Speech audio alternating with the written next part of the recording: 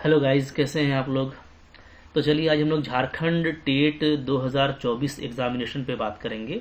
बहुत सारे बच्चों का रिक्वेस्ट था कि सर गाइड कीजिए कि कैसे करना है, तैयारी कैसे करनी है। ठीक है, तो मैं थोड़ा बिजी था बट चलो अब मैं इस पे बात कर लेता हूँ। तो दो लेवल का एग्ज़ाम है, क्लास 1 to 5 के लिए और क्लास 6 to 8 के लिए।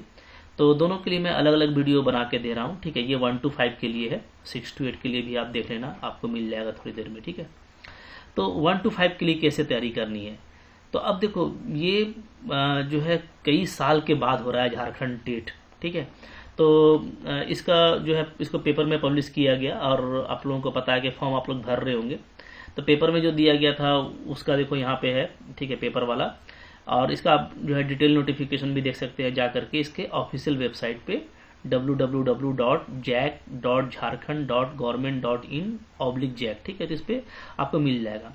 बट देखिए अभी जो है ना हर जगह बिल्कुल अटपटा सा चल रहा है, आप लोगों को पता है। ठीक है, अब इसमें जो डाला गया है डॉक्यूमेंट, उसको पढ़ने के लिए तो हमको लगता है कि कौन सा डिग्री चाहिए इंसान को।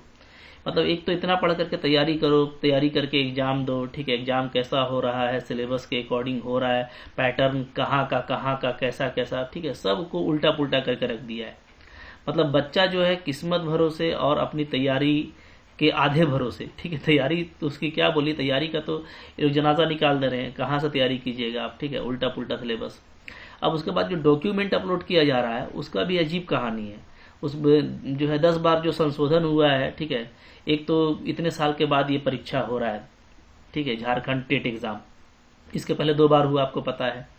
तो लगभग जो है कह सकते हैं कि आपका 9 साल हो गया, 9 साल, ठीक है, 10 साल होने जा रहा है और अब ये एग्जाम दोबारा हो रहा है। तो बीच में कई बार संशोधन हुआ, तो भाई हमको उससे क्या मतलब, क्या संशोधन हुआ नहीं हुआ, डायरेक्टली इसको लिख देना चाहिए था कि हाँ भैया ये पाठ्यक्रम रहेगा, ये सिलेबस रहेगा, यहाँ से इतना इतना क्वेश्चन आएगा। तो ऐसा कुछ नहीं लिखा है लोगों ने।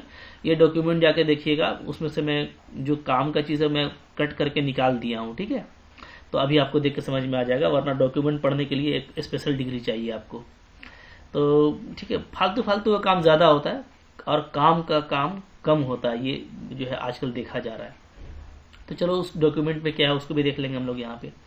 तो फॉर्म तो भरा जा रहा है। ठीक है, फॉर्म भी आपको इसी वेबसाइट से भरना है और ये जो है 23 जुलाई से लेकर के आपको 22 अगस्त तक का टाइम दिया है, आप इसको फॉर्म को भर सकते हैं। ठीक है, तो चलिए एग्जाम भी जल्दी हो जाए, इसी साल हो जाए, यही हम लोग एक्सपेक्ट कर रहे हैं। और एग्जाम होगा तो पास भी कर जाओगे बहुत आसानी से, मैं भी बात कर रहा हूँ आपसे। ठीक है, तो अब जैसे हम लोग आज बात करने वाले 1 to 5 के लिए लेवल 1 का अगर आप एग्जाम देते हैं तो लेवल 1 का एग्जामिनेशन 2 घंटा 30 मिनट का होगा। ठीक है, ये पहले आप अपने मन में रख लीजिए, तभी आप तैयारी के लिए स्ट्रेटेजी प्लान कर पाइएगा कि पैटर्न कैसा, ये समझ लीजिए।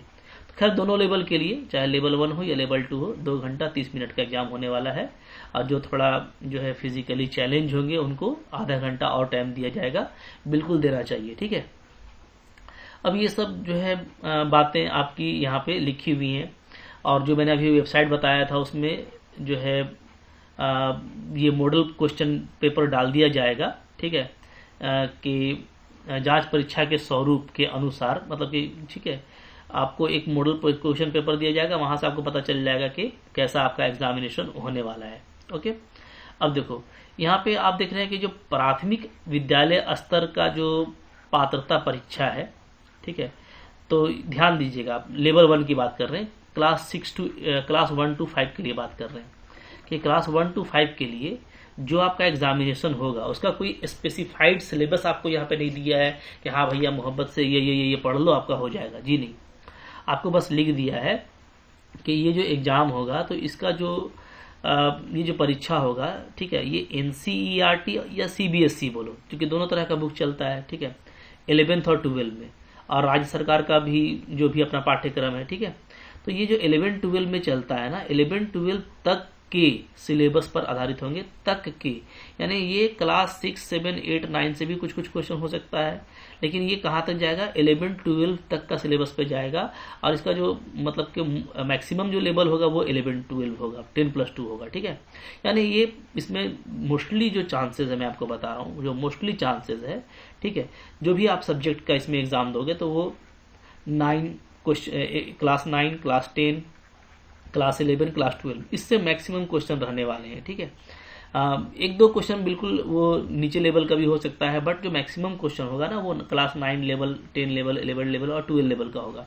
तो जो जिस भी सब्जेक्ट का एग्जामिनेशन हो रहा है हम लोग बात करेंगे, उसमें आपको इन सारे क्लासेस का नॉलेज होना चाहिए, ठीक है। अभी और डिटेल में बात कर लेंगे, फिर आगे देखो फिर यहाँ पे क्या है। अब लेवल 2 के लिए हम लोग बाद में बात कर लेंगे, ठीक है, ओके। अच्छा, अब यहाँ पे आप देखोगे ना कि पास जो आपको करना है कि कब पास आप कहेंगे, और पास ही करना ज़्यादा इंपॉर्टेंट है। बहुत ज़्यादा इसमें दिमाग खराब करने से ज़रूरत नहीं है कि टॉप कर जाओगे तो आपको ज़्यादा नंबर मिल जाएगा, उससे कुछ नहीं है। चूँकि आपको पता है कि इसके बाद एक आपको और जो है सेकेंडरी और मेन एग्ज़ाम देना पड़ेगा, चाहे आप प्राइमरी स्कूल में आइए या आप मिडिल स्कूल में आइए, ठीक है, उसके लिए। तो खैर इसकी डिग्री आपको चाहिए, मतलब इसमें आप पास रहेंगे तो आपका ये काम का चीज़ है, ठीक है। तो इसके लेवल पे आपको बहाली नहीं मिलेगा। इसके बाद जैसे पहले एक बार हुआ था कि एकेडमिक पॉइंट जोड़ करके बहुत इसमें घपला भी हुआ, आपको पता है, वैसा दोबारा नहीं होगा। इसके बाद भी एग्जाम होना है, तो इसलिए आपके पास में ये सर्टिफिकेट होना जरूरी है, लाइक दैट सी टेट। जैसे सेंट्रल टेट के बाद एक एग्जाम होता है, वो डिग्री जिनके पास है, उसी तरीके से अभी भी आप सहायक आचार्य में देखोगे कि जिनका जेट या सी टेट था, जेटेट या सी टेट या कोई नियर बाई स्टेट था, तो वो लोग फॉर्म भरे थे। इसलिए आपको ये डिग्री रखना है, तो पास होना ज़्यादा इंपॉर्टेंट है, ठीक है। उससे ज़्यादा माथा मारी से कोई फायदा नहीं है। तो जनरल वाले 40% पे पास कर जाएंगे, ठीक है, जबकि प्रत्येक खंड में होना चाहिए, याद रखिएगा, मतलब 60% टोटल होना चाहिए, ठीक है। जो टोटल नंबर है ना उसमें तो कम से कम 60% आपको लाना है, ओके। जैसे हम लोग नीचे देखेंगे कि आपका टोटल जो है कितना है, 150 मार्क्स का एग्जाम हो रहा है, ठीक है। तो अगर 150 मार्क्स का एग्जाम हो रहा है तो 150 मार्क्स का आपको 60% कम से कम लाना है, ठीक है। यानी आपको 90 नंबर लेकर के आना है, 90 नंबर या इसके एभव, ठीक है, आप लाएंगे तभी आप क्या होंगे, आप क्वालिफाई होंगे। तो तैयारी आपको ऐसी ही करनी है, ठीक है। 90 नंबर और एभव लाने के लिए थोड़ा अच्छी ही तैयारी करनी पड़ती है, ठीक है। 150 में चूंकि आप 150 सही करके आएंगे, ये जरूरी नहीं है, तो तैयारी अच्छी होनी चाहिए। हाँ, लेकिन इसमें यह है कि जो प्रत्येक खंड होगा, जैसे हम लोग अभी देखेंगे कि लेवल 1 हमको 3 खंड में देना है, लेवल 2 को 4 खंड में देना है, ठीक है। तो हर खंड में आपका 40% नंबर होना चाहिए, ठीक है। मतलब 40% का मतलब जो जितना उसमें क्वेश्चन आ रहा है, मान लो किसी में 30 क्वेश्चन आ रहा है, ठीक है, तो 30 क्वेश्चन है, तो इसका मतलब है या 30 क्वेश्चन है, 30 नंबर का क्वेश्चन है, ठीक है, हर क्वेश्चन 1 नंबर का होगा। तो 30 नंबर के क्वेश्चन में आपको इसका 40%, ठीक है, यानी आपको कम से कम 12 नंबर आपको आना जरूरी है। तो हर जितना भी जो भी खंड होगा, जितने नंबर का होगा, उसमें कम से कम 40% लाना है। उससे किसी एक खंड में 40% से कम लाओगे तो आपका फिर कॉपी आगे नहीं बढ़ेगा, आप डिस्क्वालीफाई हो जाएंगे। तो क्वालिफाई होने के लिए आपको कम से कम हर जो है खंड में 40% लाना है, और ओवरऑल आपको जो मार्क्स होगा वो 60% और एबव होना चाहिए फॉर द जनरल कैटेगरी, ठीक है। अनुसूचित के लिए बात करें तो ये 30 है, ये 50 है। अनुसूचित जनजाति के लिए बात करें तो ये 30, ये 50 है, ठीक है। आदिम के लिए 30-50 सेम है। पिछड़ा वर्ग के लिए ये 35 है, 55 है। BC2 के लिए 35-55, ठीक है। और EWS के लिए भी 35-55, और जो अगर फिजिकली चैलेंज है उनके लिए 30 और 50, ठीक है। तो आप ये लेके चलो, ठीक है, बहुत ज़्यादा फर्क नहीं होता OBC और जनरल में। तो 40-60 लेके चलेंगे तो OBC वाले भी आ जाएंगे, थोड़ा मोड़ा नीचे गिरेंगे तब भी आ जाएंगे, ठीक है। ये अब ध्यान देना है। अब यहाँ पे देखो, यहाँ पे ये बात लिखा हुआ है साफ साफ कि जो भी क्वेश्चन आना है ना वो ऑब्जेक्टिव टाइप का होगा, ठीक है। OMR सीट पे होगा, सो इट इज गुड कि आपके पास में प्रूफ होगा आपने कितना सही किया है, ठीक है। और भाई no negative marking, negative marking नहीं है, सबसे अच्छी बात है, बिल्कुल होना ही चाहिए था, क्योंकि बस क्वालिफाइंग एग्जामिनेशन है ये, ठीक है। तो इसमें हमको निगेटिव मार्किंग नहीं चाहिए। OMR शीट पे होगा, बाकी बहुत सारी आलतू फालतू बातें लिखी हुई हैं जिसको मैंने नहीं लिया पेपर से, जो काम की उसी को, ठीक है। फिर इसके बाद ये पैसा वाला जो हमको बिल्कुल दिखाने का मन नहीं कर रहा है, क्योंकि इतना ऐसा पैसा मांग दिए हैं, लग रहा है क्या। अभी JPSC का एग्जाम हुआ तो 100 रुपये में फॉर्म भराए थे भाई, मैंने अफसर बना रहे हैं आप बड़ा बड़ा, ठीक है। और जनरली उसमें अच्छे बच्चे भी होते हैं पैसे वाले, वो लोग तो दे देंगे।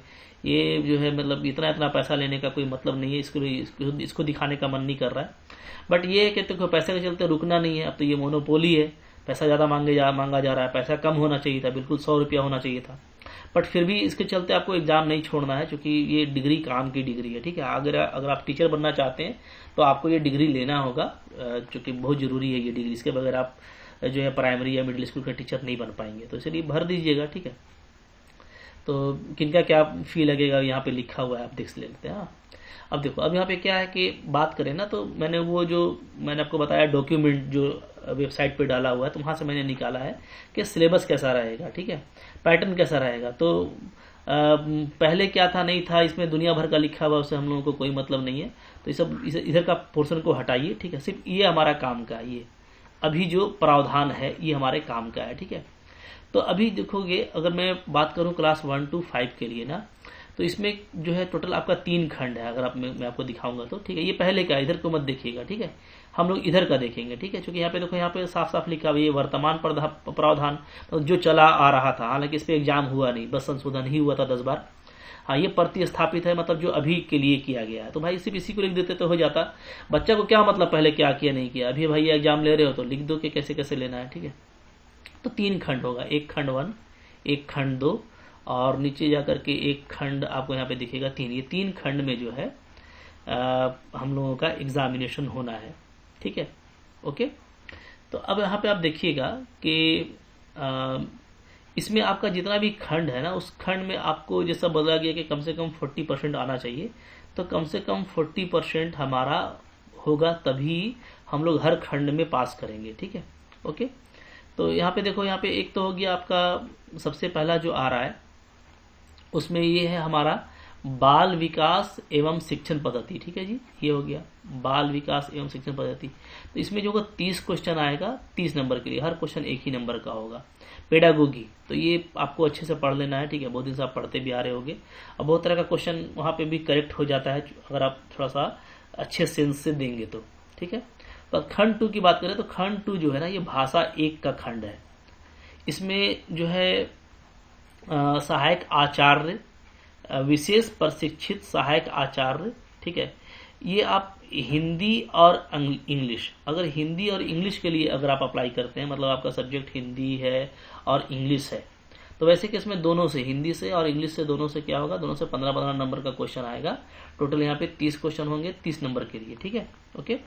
अब इसी में होता है कि किसी का हिंदी इंग्लिश नहीं होकर के हो सकता है कि उर्दू और इंग्लिश होगा, तो जिनका उर्दू और इंग्लिश होगा, ठीक है, तो वो उनके लिए भी वही होगा, 15 नंबर उर्दू का, 15 नंबर इंग्लिश का होगा, लाइक दैट, ठीक है। तो यहाँ पे उनके लिए अलग अलग क्वेश्चन होगा, जैसा आप फॉर्म अप्लाई करेंगे ना, उस तरह से आपको वहाँ पे क्वेश्चन आपको मिल जाएगा। अब देखो, यहाँ पे जो भाषा 3 है, जो आपका खंड 3 है, खंड 3 आपका आता है भाषा नंबर 2 का। तो भाषा नंबर 2 में जैसा कि बीच में भी निकाला गया था, ठीक है, 2023 के अकॉर्डिंग, कि आपको कोई एक क्षेत्रीय भाषा लेना है। इसमें हिंदी भी शामिल है, ठीक है, और कोई भी आपको क्षेत्रीय भाषा लेना है, उर्दू भी है, इंग्लिश भी है, और जो भी वहाँ का रीजनल लैंग्वेज है वो भी आप ले सकते हो, नागपुरी है, ठीक है, उरांव है, खड़िया है, ठीक है, इस तरह का। तो कोई भी एक आपको क्षेत्रीय भाषा, जिसको हम लोग बोलते हैं, ठीक है, जो भी अनुसूचित है आपका कर्मिक प्रशासनिक सुधार भाषा में, तो उसमें से कोई एक भाषा में आपको लेकर के तैयारी करनी है। उससे भी 30 क्वेश्चन आएगा, 30 नंबर के लिए आएगा, ठीक है, ये आपको ध्यान देना है। फिर यहाँ पे देखो, फिर यहाँ पे मैथ का क्वेश्चन आएगा, ठीक है, ये भी 30 क्वेश्चन 30 नंबर का, और सामान्य अध्ययन आएगा, ये भी 30 क्वेश्चन 30 नंबर का। टोटल 150 क्वेश्चन आएंगे 150 नंबर के लिए, ठीक है। तो यहाँ पे आप देखो, कुछ चीजें जो बहुत जरूरी है, जैसे कुछ लोगों को लगता है कि ये एक अलग खंड है, ठीक है, ये अलग खंड है। देखो, खंड यहाँ पे नहीं है, खंड आपको 3 ही दिया है। तो हर खंड में आपको जो पास होने के लिए बोला है ना, तो पहला खंड जो आपका पेडागोगी का है, बाल विकास शिक्षण पद्धति का, तो हम अगर जनरल का बात करें, ठीक है, बाकी आप ओबीसी और एसटीसी वाला का कम कर लीजिएगा, लेकिन इतना लेके चलो तब तो आपका भी होगा ना। तो कम से कम आपको इसमें 30 नंबर में आपको 12 नंबर लाना है, 40% जो लाने के लिए बोला है, तो 12 नंबर आपका कम से कम यहाँ पे आना चाहिए पहला खंड में, यानी पेडागोगी से। हिंदी इंग्लिश या बोलो हिंदी आपका उर्दू इंग्लिश, ठीक है, इससे आपका जो 30 क्वेश्चन आएगा 30 नंबर का, इसमें कम से कम 12 नंबर आना चाहिए, ठीक है। और जो आपका फिर पेपर 3 है, तो पेपर खंड 3 में ये तीनों चीजें आ जाएंगी। एक तो सेकंड भाषा आपका आ जाएगा, ठीक है, जिसमें आपको एक क्षेत्रीय भाषा रखोगे या हिंदी इंग्लिश उर्दू कुछ भी रखोगे, तो उससे जो 30 क्वेश्चन आएगा, ठीक है। और जो मेरा यहाँ पे मैथ का क्वेश्चन 30 क्वेश्चन है, और जो मेरा जनरल नॉलेज का, जनरल स्टडीज का, जिसमें कि आपको करंट अफेयर का क्वेश्चन भी होगा, कुछ आपको जनरल एप्टीट्यूड भी हो सकते हैं इसमें, ठीक है, और हमारा रीजनिंग वगैरह भी होगा। तो ये देखो, ये आपका 90 नंबर का है। कितने का है? टोटल आपका 90 नंबर का है, ये तीनों मिला करके। तो यहाँ पे 90 का मतलब है इसका आपका 40% चाहिए, ठीक है। तो यहाँ से आपको टोटल 36 नंबर आना चाहिए। ओके, तो 36 नंबर 90 से लाना है। तो इसमें आगे पीछे हो सकता है कि किसी में ज्यादा किसी में कम, बट ओवरऑल 30। तो ये अलग अलग खंड नहीं है, वरना यहाँ पे खंड दे देता, गणित एक अलग खंड है, सामान्य अध्ययन एक अलग खंड होगा, ठीक है। तो लेकिन कोशिश करना है कि हम देखो, कुछ यहाँ पे लिखा तो 3 ही खंड है, लेकिन ऐसा नहीं हो कि फिर एग्जाम में फिर ये अलग खंड, ये अलग खंड हमको नजर आने लगे। जैसे तैयारी ऐसा रखो कि आपको देख सकते हो कि यहाँ पे आपका 5 डिफरेंट कॉलम है, कह सकते हैं।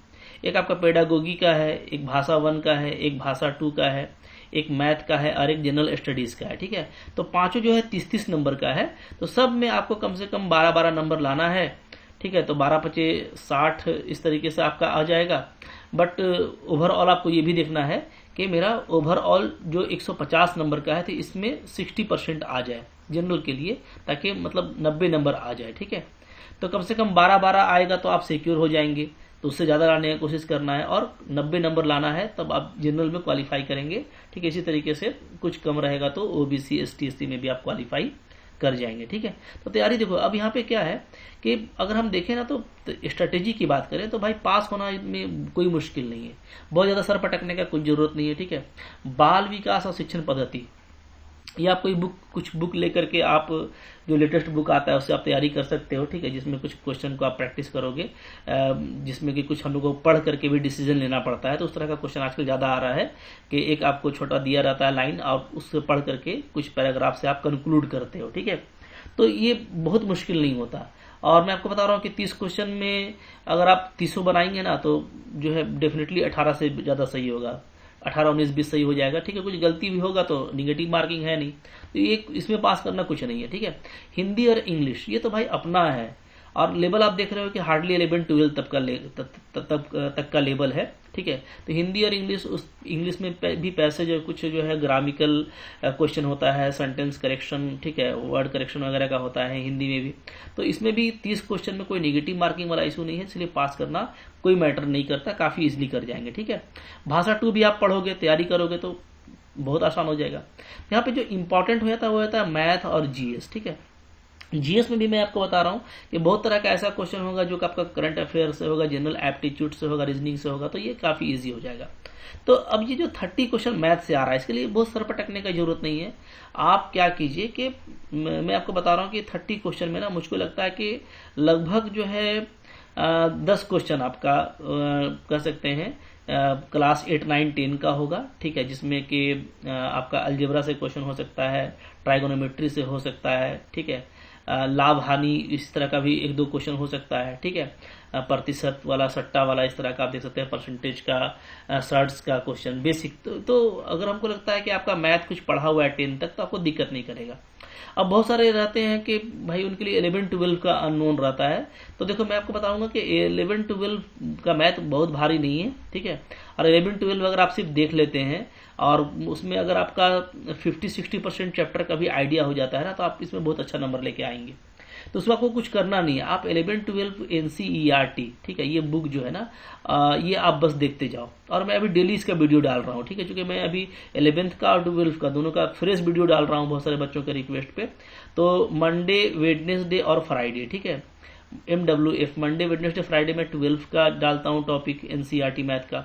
अब बिल्कुल जैसे एक फ्रेश बच्चे को पढ़ाया जाता है एकदम बेसिक से, ठीक है, तो आपको एकदम समझ में आएगा ही आएगा। इसी तरीके से TTS, ट्यूसडे, थर्सडे और सैटरडे, इसमें मैं 11th का डालता हूँ, ठीक है। हर कोई भी टाइम हो इसमें मैं इसको मिस नहीं करता, डालता हूँ।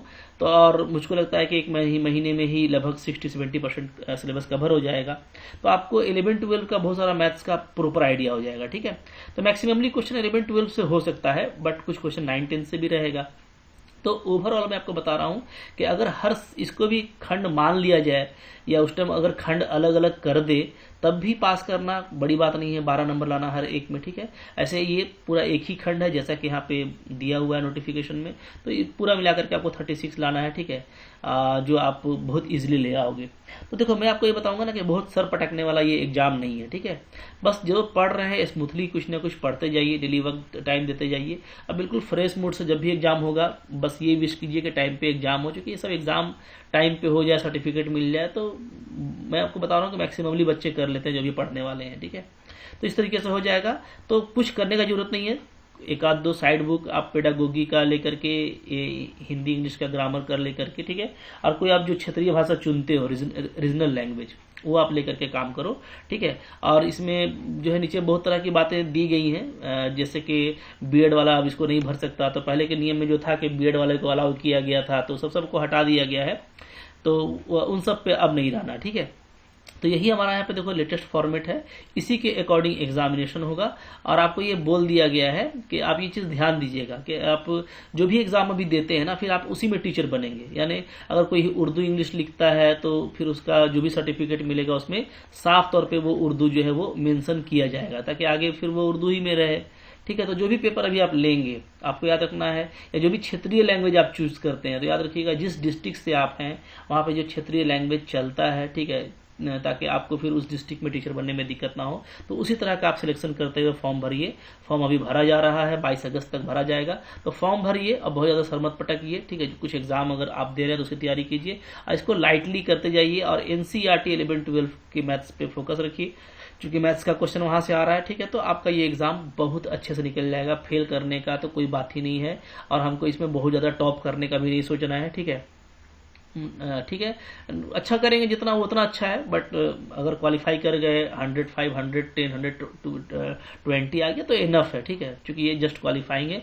हमको फिर टीचर बनने के लिए एक और एग्जाम देना पड़ेगा। यही कुछ था, बहुत बड़ा स्ट्रेटेजी नहीं है, बहुत बड़ा एग्जाम भी नहीं है कि मैं आपको बहुत कुछ इसमें बताऊं, ठीक है। और बाकी अब कोई पैटर्न चल नहीं रहा है, याद रखिएगा, है ना। जितना दे दिया, लेकिन पैटर्न इसका चलता नहीं है। लेकिन ये चूंकि जैक ले रहा है तो उम्मीद करते हैं पैटर्न चलेगा और इसी पैटर्न के अकॉर्डिंग जो है एग्जाम होगा। तो फिर भी सिलेबस को लेकर के बहुत ज़्यादा कुछ ये नहीं है कि स्पेसिफाइड नहीं है, बस ये लिख दिया है कि 11-12 तक का स्टैंडर्ड होगा। तो भाई उसी तरीके से तैयारी करते जाइए, ठीक है। हाँ, लेवल 2 वाले में बताने के लिए बहुत कुछ है, उसके लिए मैं अलग से वीडियो बात कर लूँगा। तो आई होप आपको ये इन्फॉर्मेशन अच्छा लगा होगा, लाइक कीजिएगा, चैनल पर नए सब्सक्राइब कीजिए। कोई और इशू है तो आप कमेंट कर सकते हैं और इसको शेयर कीजिए। Thank you very much.